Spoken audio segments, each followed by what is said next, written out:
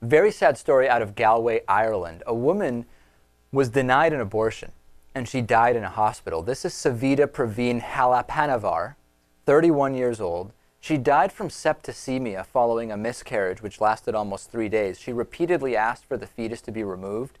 Her requests were turned down. Now, why is this? Well, there's a complicated legal situation about this. There's a 1992 ruling called the X case where the Supreme Court found that abortion is permitted in Ireland under the Constitution in circumstances where there is a, quote, real and substantial risk to the life of the mother.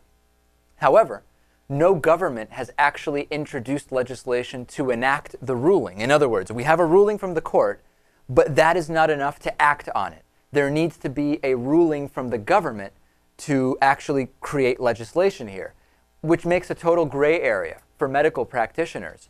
The fetus was not removed for 3 days, 3 days from when she was first admitted to the hospital, after the fetal heartbeat had stopped, making it, I guess, legally not an abortion. Immediately afterwards, she was brought into a high dependency unit, which I think is equivalent to intensive care, as we would call it here in the US. And she was suffering from septicemia. She died 4 days later. Now, I want to remind you that there are people here in the US who believe there is no such thing as life or health of the mother. Case in point, listen to this. No such exception as life of the mother. And as far as health of the mother, same thing with advances in science and technology. But let's assume that maybe that didn't work or something. Okay, and as we get into Todd Aiken there accidentally and the legitimacy of rape, this is real, Lewis. People here in the U.S., some people on the right, think there's no such thing. This condition which just happened here just does not exist. These are the real dangers of not having access, safe legal access to these procedures. And this is a legal thing. There's this legal gray area for practitioners which led to this woman dying. And the baby, by the way. Right. The baby also died.